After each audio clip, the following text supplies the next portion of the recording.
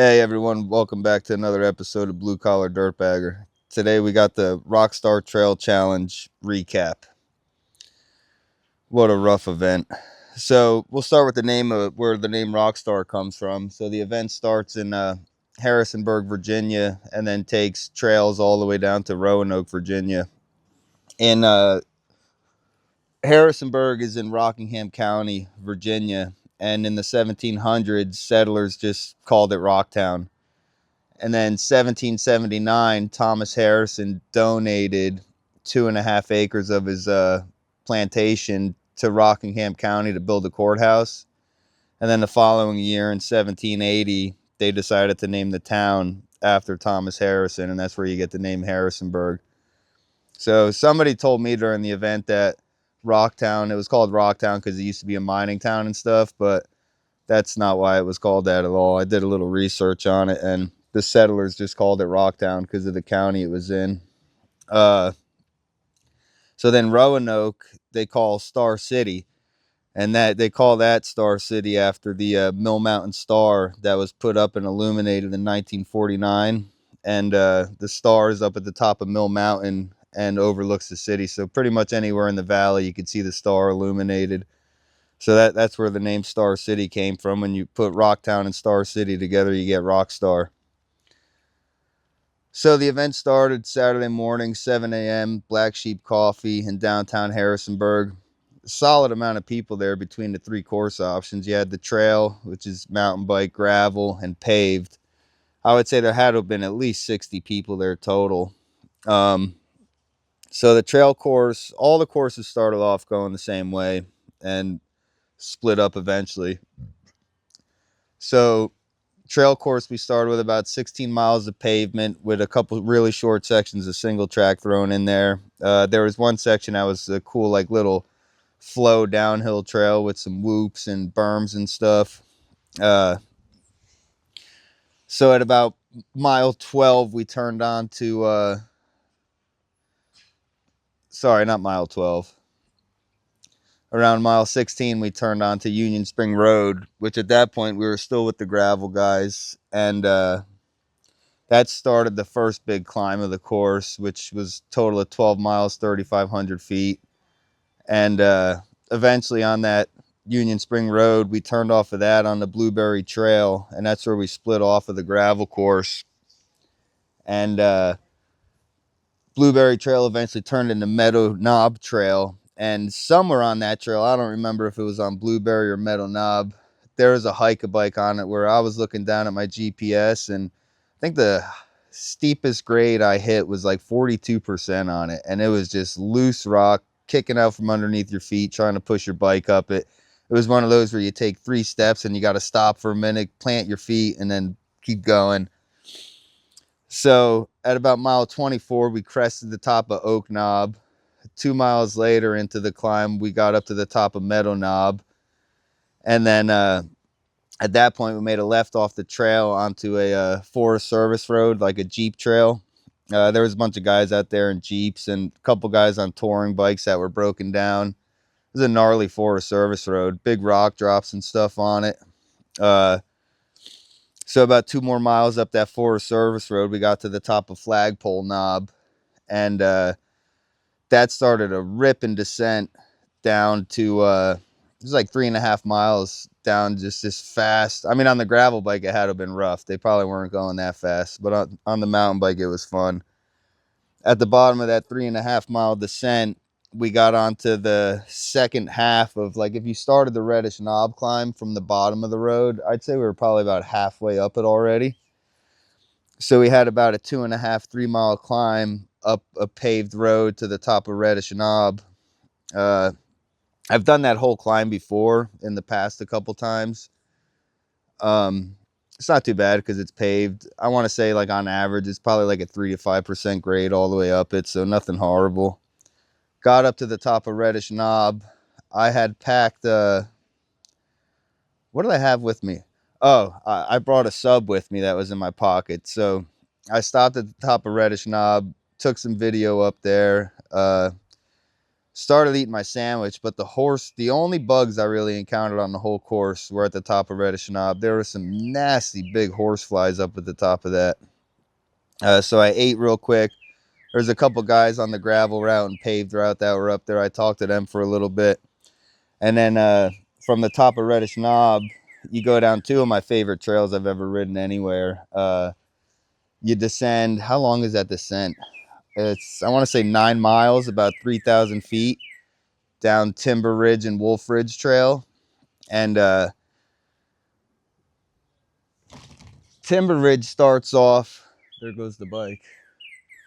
Timber Ridge starts off really chunky. And anytime I've ridden it in the past, you know, I ride the whole thing. But when I came up to the big rocks with the bike fully loaded and stuff, and only being what, at that point, like maybe 30 miles into the course, I was like, oh, we can't risk it now. So I started riding the chunk, and then I jumped off. It's only about, I'd say maybe 20 yards, a solid rock garden right there.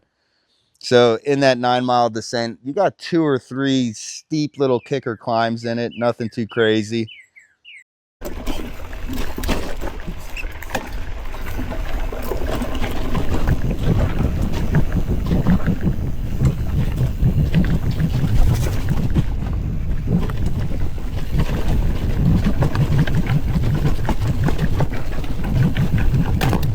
Fuck, them rocks keep jamming in my fucking drivetrain. That's the second one that almost brought me to a dead stop.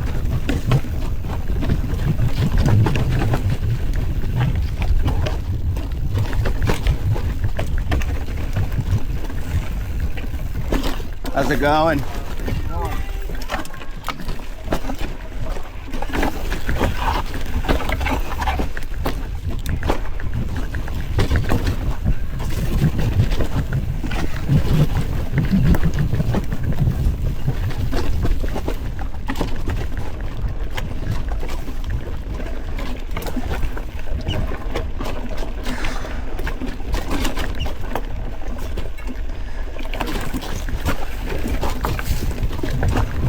Those guys got the right idea. They shuttle up here, session it, got the radio, Roxanne playing. At the bottom of that, you cross Tillman Road, which if you've ever done the Shenandoah Mountain 100, this is all part of that course, except for Timber Ridge isn't. You do cut onto Wolf Ridge, though, about halfway down Timber on the Shenandoah 100. And so you cross Tillman Road, and then you do about a 3-mile climb up Narrowback and Tower Trail. And then you get this rip and flowing, twisty switchback descent back down to Tillman Road. And you ride Tillman Road for maybe like 3-ish miles. And then you jump onto the Wild Oak Trail. On the Wild Oak Trail, pretty sure we're gonna cross that river down there, up here on the left somewhere, and then take the trail up Lookout Mountain, or up Lookout to the top of Hankey Mountain, if my memory serves me right. Normally during the Shenandoah 100 and the Stupid 50, you come down the trail we're gonna go up, but you ride it all the way. You don't cross over the river to this side. And it's a rough descent, so climbing it's gonna be a son of a bitch. Whew. On the Wild Oak Trail, you get to go over that awesome swinging bridge, suspension bridge, which if you've ever been on one, they're super narrow. I'll throw pictures in video. But when you're walking across it, trying to hold your bike, the bridge is swinging. Always fun. So that trail started the climb up Lookout Mountain and Hankey Mountain, which is a 9-mile, 2,700 foot climb up till you get to the top of Hankey Mountain. Climbing up Lookout, any race I've ever done down there, I think the Stupid 50 and the Shenandoah 100 both hit it. But you go down Lookout Mountain. Going up it, it's like steep rock staircase, super chunky, so you got to get off the bike here and there. At the top of Hankey Mountain, a couple times you think you're at the top, you know, you get little descents here and there, and you're like, oh yeah, I'm done. And then next thing you know, you're still back into a climb. And I've done that I've probably ridden Hanky Mountain at least 5 times. And every time I fuck it up and I think that I'm almost done, and I'm not. But when you finally get to the top of Hanky Mountain, then you get a nice ripping descent down Dowell's Draft into Augusto, where our first stop was supposed to be the Mountain View Country Store in Augusta. And they're supposed to have Hunt Brothers Pizza and like a grill. They make all kinds of sandwiches and stuff in there. Well, I roll up. I'm all excited because I'm finally about to get food. I want to say at that point it was probably maybe 4:30. So I was already on the bike, what, like 9-ish hours, 9.5 hours. So I was looking forward to some real food. I walk in the store. I asked the lady where I order food, and the kitchen was closed because I guess all the kitchen staff called out and they're having a hard time finding people to work. So the only options were your normal gas station quick grabs, chips, ice cream, candy. So that was a total letdown. After you pull out of after you leave Augusta, you go back to where you came from because you got to go off course to get to that store and make a left and go into Braley Pond. And same thing with Braley Pond. Any race I've ever done, you ride the trails the opposite direction, which they flow pretty good that way. When you're going the opposite direction up them, it's a totally different ball game. So the climb from the pond up Bald Ridge and Bridge Hollow was another 4.5 mile, 1,320 foot kick to the taint. Once you get to the top of that, you get a short little, I don't even think it's a mile long descent down to a water crossing. At that water crossing, I had caught back up to Andrew and Stacy, and they told me I better stop and filter water. So finally, for the first time, all these events and trips I've done, I've never once used my filter, but I finally filtered water. So after filtering water there, you get back on Road Hollow Trail, and that's a 7.6 mile, almost 2,100 foot climb up to the Confederate Breastworks lookout. Stopped at the lookout, snapped a couple pictures, and then you cross County Road 250 to a Forest Service road. And as I'm starting to climb that road, I can't remember the guy's name. I want to say it was Brian, but I'm actually trying to find out who he was and get him on for an interview so we could talk a little bit about trail magic and stuff and why these people come out to support the riders and the community. So stopped there. He had paydays, which have become one of my new favorites on the bike. Donuts, cookies, chips, Gatorade, sodas. Stopped there because I had a rough climb up that. Well, the climb was still going, so it was still part of that 7.5 mile, 2,100 foot climb. So I kept climbing up that Forest Service road after the trail magic. At that point, the sun was going down. It was getting dark. Whew. Pushing my bike up a long one. Well, it's not long. It's a mile, 956 feet of climbing. Brutal. Totally blew it back there at the bottom of the start of this climb. There's an awesome guy doing trail magic. I always, in the heat of the moment, forget to pull the camera out and record stuff like that. Got to work on my video skills because it would have been nice to get him in the video and show a little bit about what this is all about. The community coming out, helping the riders out. Is that a perfect place too? Because I've been on this stretch now, back where I filtered water. It's about an hour ago, 2 hours ago, and there's nowhere to get more water until, geez, I'm really not sure, but I was told from that water crossing 5 or 6 hours. So that guy being there with water and Gatorades, potato chips, donuts, cookies, paydays, all the good fixings. It's a major clutch.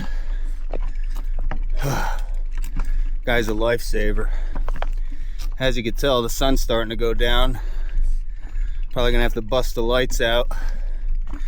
Good thing is it's not 85, 90 degrees anymore. But being I'm soaking wet and sweaty, probably gonna get chilly pretty soon. All right, well, that's all for now, folks. And I passed the turn I was supposed to make. Probably went an extra half mile up the Forest Service Road, up the climb, before I realized on my GPS I was going the wrong way. Turn around, I'm trying to find the trail. I can't find it anywhere. Eventually I see it. It's like barely a trail. And at that point I got on the Shenandoah Mountain Trail, which was a 31-mile trail, and I'd say probably 25% of it was some serious bushwhacking. My legs aren't too bad anymore, but any cuts and scrapes and stuff you could see it on them, it was from that trail. Hiking, bushwhacking. Ay, ay, ay.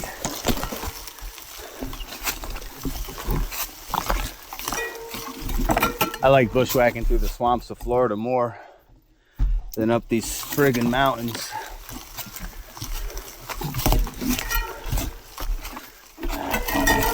This is rough.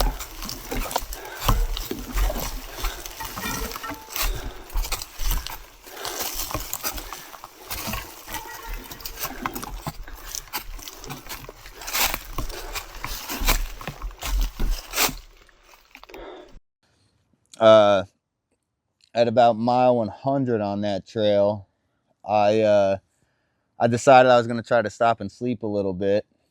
I pull out my bivvy, crawl inside the bivvy, and next thing you know, it just starts thunderstorms, pouring rain. My bivvy decided it didn't want to be waterproof anymore. It was leaking through it. So after laying there about 15 minutes and getting soaked, I was like, well, this ain't going to work. And then Stacy had come up behind me, and I seen her light, heard her brakes squealing. And I'm like, well, I guess she decided not to sleep in the rain either. So I was like, screw it. I packed my stuff up, threw it on the back of the rack, and just kept going. Whew, well, tried to lay down. Then it started pouring fucking rain. Freezing cold. My bivvy decided it doesn't want to be waterproof anymore. I'm just glad I didn't fucking bother bringing my sleeping bag in it tonight. So that's still dry for tomorrow night.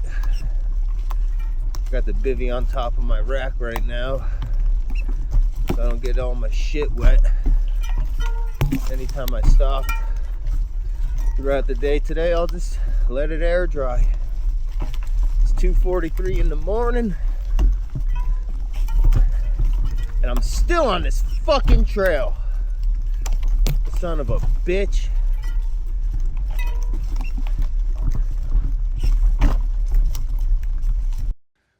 Rode through the night in the rain. At about mile 105, you finally get off the Shenandoah Mountain Trail onto some pavement, and that pavement was a blessing. I've never been so happy to see pavement in my life after being on that trail for so long.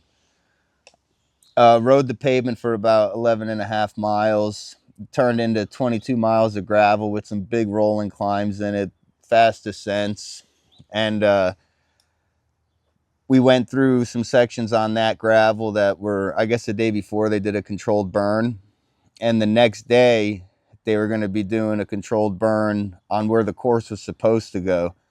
So it got rerouted. So after we jumped off that pavement or that gravel road, we turned onto the reroute trail, which was the Brown Hollow and the Middle Mountain Trail. And that was another pretty steep 4.5 mile, 1,400 foot climb, which it was pretty rough, and it was a little bit soul sucking. I feel like there were some sections on that were really steep that I had to get off the bike and push.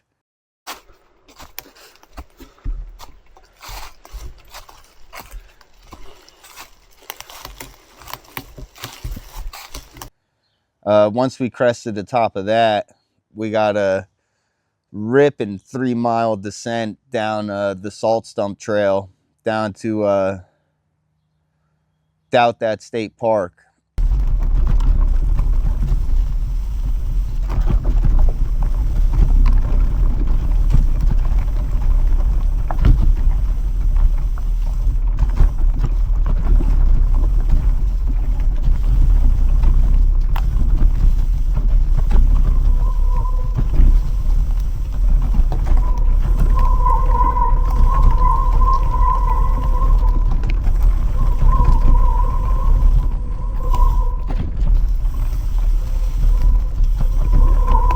And Doubt That State Park at mile 135 was supposed to be food stop number 2.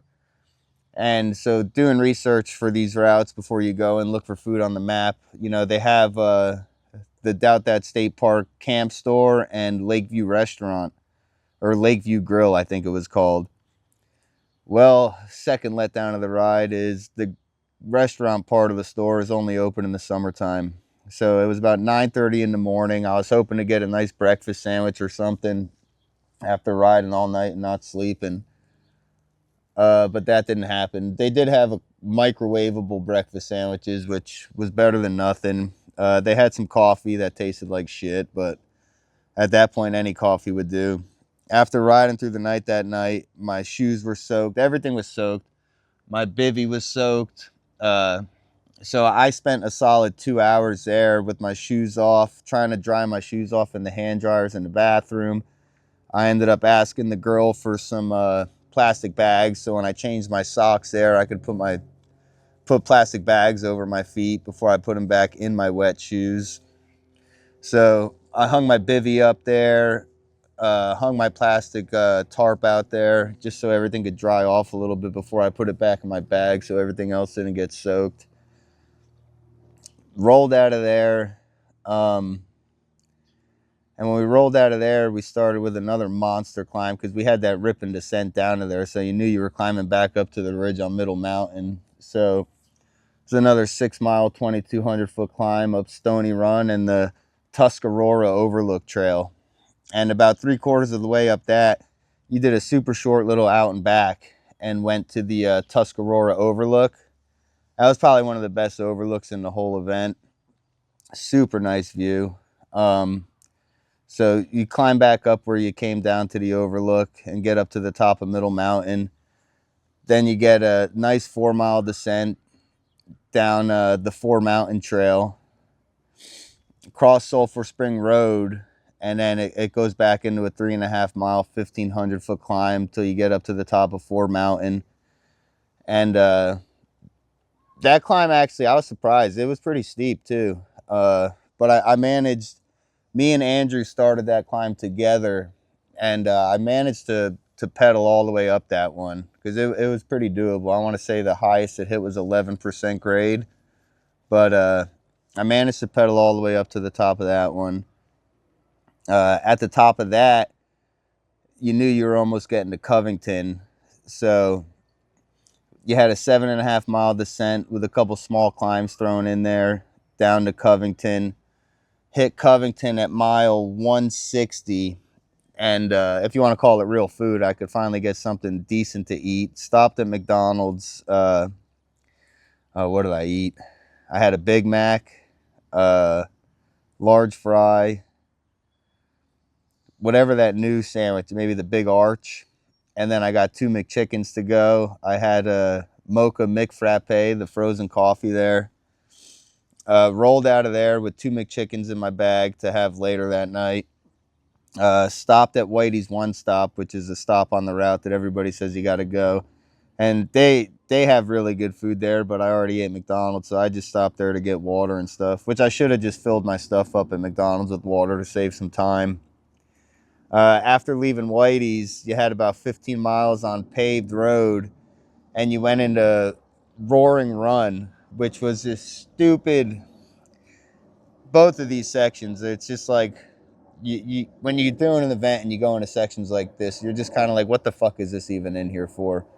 Roaring Run is like, it starts off, you go around an old iron furnace and just start climbing up these rooty trails, and Next thing you know, it all turns into like little narrow bridges over waterfalls and stuff. And it's all hiking trails. So there's tons of families there, people walking with their kids, and you're trying to go over these little bridges with your bike and stuff, and all these staircases. And I was just like, what the fuck is this? You know, why am I doing this right now?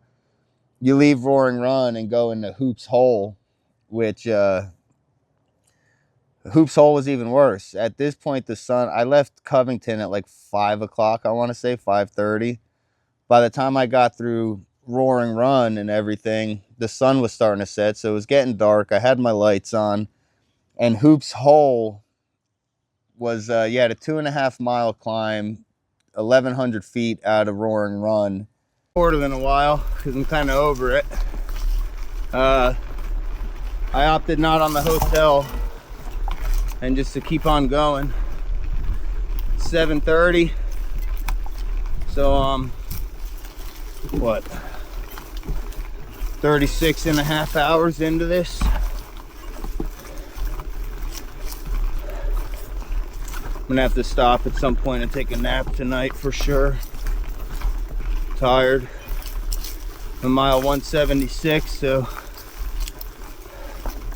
say about 100 to go.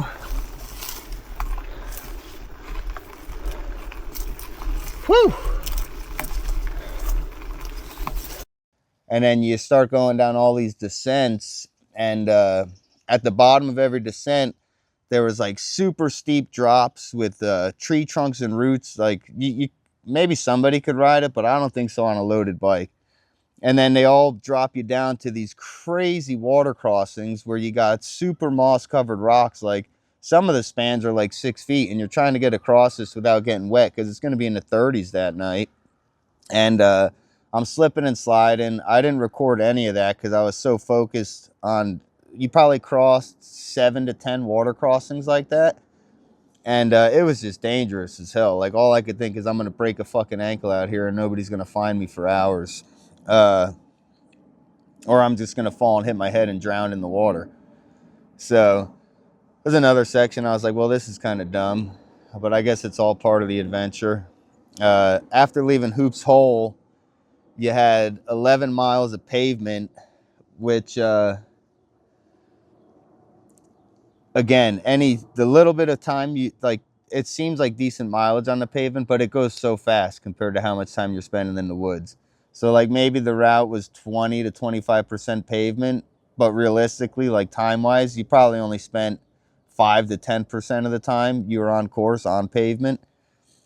So after leaving Hoops Hole, you hit some pavement, and that's where you started going up a forest road, and it was a long gravel climb that started. The whole climb together with the single track was 6 miles, 2,500 feet, and eventually up the gravel climb, you know, you made a left onto the trail, and that was the start of Price Broad Mountain, and that was the start of hell for the whole adventure. Shut up, legs. We are 0.4 miles up a 1 mile, 850 foot fucking climb. I love pushing my bike. Woohoo! So I want to say at that point it was probably 9 or 10 o'clock.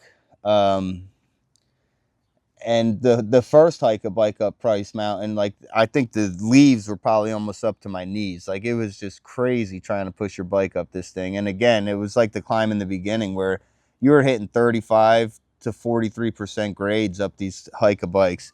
And then you'd get to the top of it and you'd get a little 2-3 minute descent and go right back into pushing your bike up some crazy grade. At about mile 200 to 203 on Price Mountain.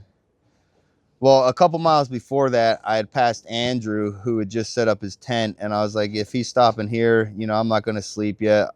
I knew I had to get some kind of sleep that night because I was already going at that point, what, like when I passed Andrew, it was probably midnight.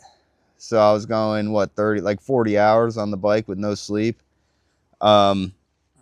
So I decided to keep going a little bit.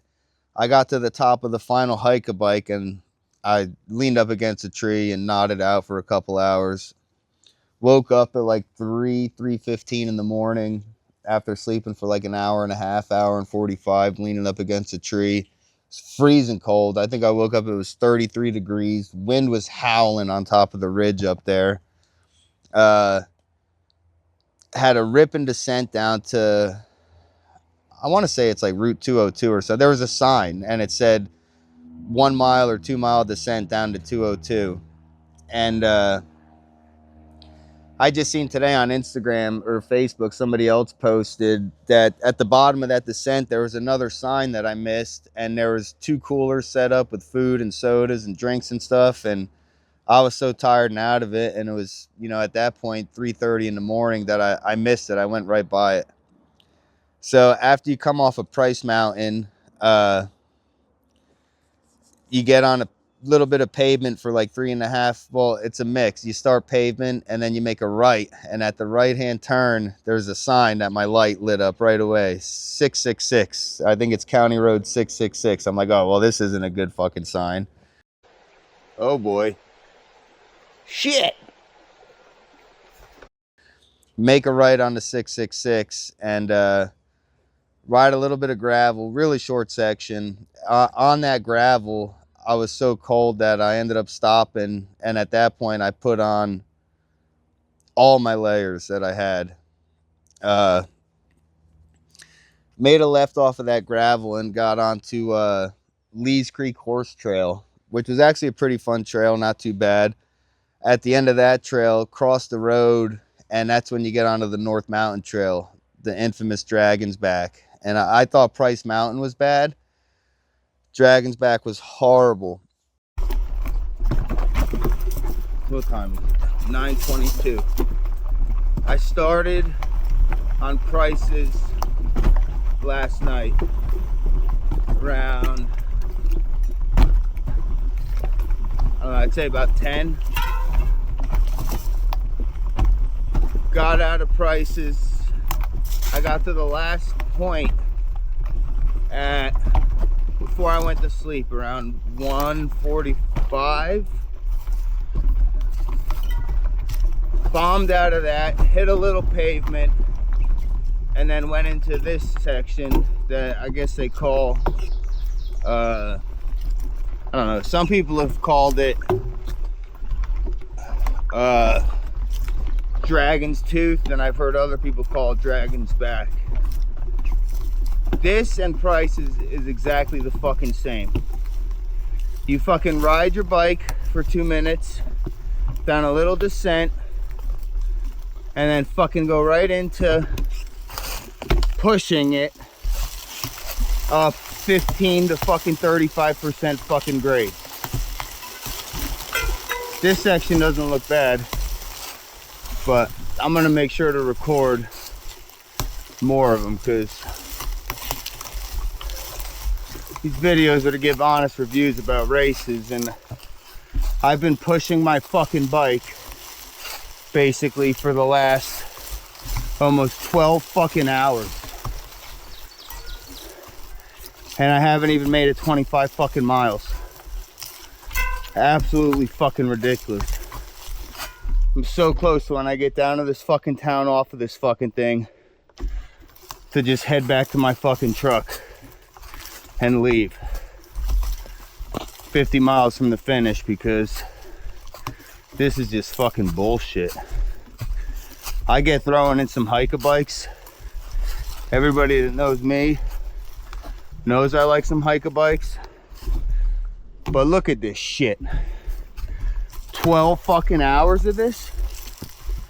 Give me a fucking break. If I wanted to tear my fucking knees and my hips up, I'd fucking run ultra distance instead of fucking ride bikes. Same thing as Price Mountain. You were doing 35 to 45% grade hiker bikes. You'd get to the top, you'd have a gnarly rocky sections that you'd get to ride for 2 to 5 minutes before you went right back into another hiker bike. So you pretty much just followed the North Mountain Ridge, and I guess they call it Dragon's Back because the whole time on that ridge you're going like this. So it's taking you 30 minutes to get to the top pushing your bike. You get the ride down a little bit, for 2 to 5 minutes, and then right back into pushing for 30 minutes. Between Price Mountain and Dragon's Back, it took me 13 hours to go 23 miles with my hour and a half, 2 hours of sleep thrown in there. But it's the slowest 22, 23 miles I've ever had in my life. Finally, at the last descent on Dragon's Back, you get this awesome, ripping, rocky switchback descent down to Catawba, which you jump on a road for maybe 2 or 3 miles, and you hit the Catawba Grocery, which is really a gas station. I don't know why they call it Catawba Grocery. But they had Hunt Brothers Pizza there, burgers, chicken sandwiches, some pretty good stuff. So I ate some pizza, a burger, grabbed a bunch of stuff, and I looked down at my GPS, and we had 43 miles left at that point to the finish. And I knew the worst was over. Nothing could be worse than that 13 hours of pushing my bike on Price and Dragon's Back. So after you leave Catawba Grocery, you had 22... no, not 22. 11 miles of road before you turn into Carvin's Cove, which Carvin's Cove is pretty cool. It was super fast flow. Well, it started off, it was all fast, flowy, twisty, cross-country style trails. And then eventually it punched me right in the gut. You had 2 big climbs in it. The first one was 1 mile, 890 feet. It was ridiculous. I just kept looking up, and I could just see the switchbacks going and going and going and going. Get to the top of that, you get a little descent, like not little, you probably you descend all the way back down, just about like 800, 900 feet. Go right back into another 2.5 mile, 903 foot climb. At the top of that climb, you do dip down maybe 200 or 300 feet, and then climb back up 300 feet. And then you got a ripping descent down to pavement. 19.8 miles left. Woohoo! Headed down to Roanoke. You get down there, we just got to climb up to the Star. Climb back down into town. Or drop back down into town, and we're fucking done, baby.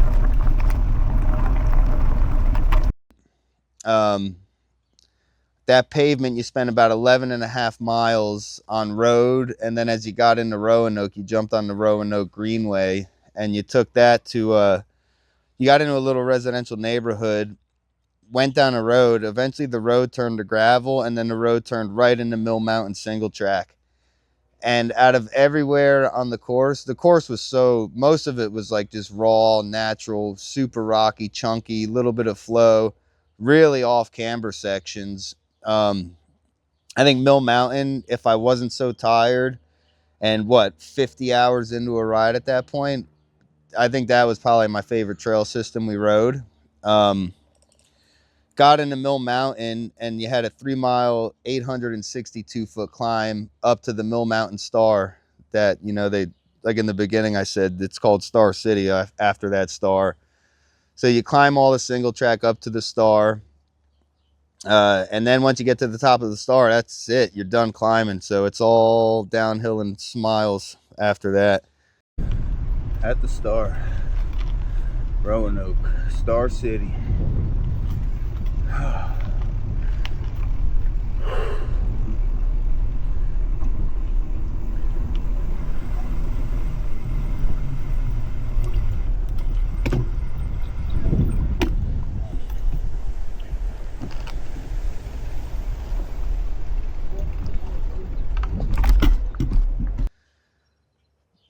Went up to the Star, took a picture, a little bit of video. Then you had a 3 mile single track downhill back into Roanoke. And once you got on the pavement, you had 2 miles through, crossed the bridge. And then you went into,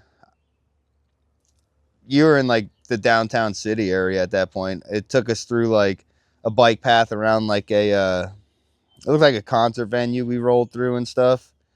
And then finished the race off at mile 270 at the Texas Tavern, where I slammed, what did I eat? I think I had 5 chili cheese dogs. So yeah, that was the event. I skipped the part in the beginning where I was riding up I want to say the first big climb. And as I'm pedaling, all of a sudden I'm pedaling and my cranks just bind up. And I'm like, well, what the hell's going on? And then I had a stick that got jammed in my spokes, and I broke 2 spokes in the first 40 to 50 miles of the event. So I rode, a solid 220, 230 miles with 2 broken spokes in the back wheel right next to each other. So the whole time I'm a little, because rocks were kicking up. It was so rocky. I was getting hit in the shins with rocks the whole route. And all I could think the whole time on a downhill is, man, if I break another spoke and my hub comes loose and my wheel fails, it's going to be game over. But at the same time, I was thinking, well, it's my back wheel. So if the back wheel fails, at least I'm not going to flip over the bars and get hurt too much. I might mess up the bike, but I'll be fine. So I just rode it out. On the single track, it wasn't that bad. Anytime I jumped on gravel or pavement, I could just feel the wheel wobbling. But at least it wasn't wobbling enough to where it was rubbing the frame. The bike worked great. Had no issues. Whether you want to believe me or not, my flight attendant batteries or my derailleur battery didn't die the whole race. So I got 58 hours. I brought 4 extra batteries and a 4-port charger and never had to pull a single battery out once. So when I first got this bike as a warranty replacement, I was worried about doing these kind of events with the flight attendant because I didn't know how long the batteries would last. But 58 hours is crazy. So I'll have no problem doing any event running flight attendant. If I know that I could get 50, almost 60 hours without having to switch a battery on this one, I should never have a problem. As long as I carry 4 extra in that charger, it'll never be an issue. My bags were great. This top 2 bag that South City Stitchworks made, phenomenal. I had so much room in it. It was just stuffed with food the whole time because, you got to just eat. The harness on the tail fin rack worked great. It came loose once on me, but only because it was after I took all my clothes out and put all my layers on. The viol straps are a little bit too big. I got to get a little bit shorter ones because when I have stuff out of the bag, they're a little bit too big to get tight, and I have too much extra to where it hangs down. I could probably fold it up and tie it somehow, but after I pulled everything out, it's the only time that the bag shifted on me a little, and I just stopped and tightened it up, and it was never a problem again. But yeah, the setup was great. The course was absolutely brutal. There's going to be footage throughout this whole video that you guys have seen. So, but yeah, that's it. That's the summary. Total time, I think I was out there 56 to 58 hours with only an hour and a half, 2 hours of sleep. So it was rough. I spent a decent amount of time stopped for food and stuff, anywhere I could stop. Like I said, at Doubt State Park, I spent a solid 2.5 hours trying to air my stuff out because I was soaking wet. My feet weren't happy being soaking wet like that. So I did everything I could to dry my stuff off and change into dry stuff while I was there. Again, Covington, I took my shoes off while I sat at the McDonald's and kind of regathered myself. And through that whole Price Mountain and Dragon's Back section, I was just stopping periodically because I was just so over pushing my bike. I was exhausted. I'm down for some hike-a-bikes here and there, but that was just fucking brutal. I've never in my life pushed my bike for 12 hours. I mean, it wasn't 12 hours straight. Like I said, every once in a while you'd get the ride for a few minutes, but after you rode for a few minutes, you just went right back into pushing it again. So yeah, if you want to really test yourself and push yourself to the limit, go check out RockStar Trail. Even if you don't go to the Grand Depart and you just I would say if you want to kind of have fun and not suffer that bad, do the course over 4 days. They offer an option for that where they have a camp every night, and it takes 4 days if you go to the camp. I think if you did it like that, it could be a little more fun, a lot less suffer. But yeah, it was rough, really rough. I'm hoping that it was a really good warm-up for Colorado Trail, which is coming up in August. I've done sections of the Colorado Trail already and have ridden that area.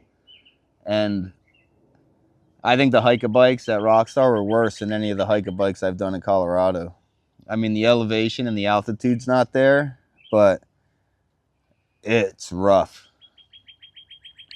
So yeah, that's pretty much it. If you got any questions, want to hear anything about it that I didn't get into, just reach out to me. And yeah, we'll see you on the next one.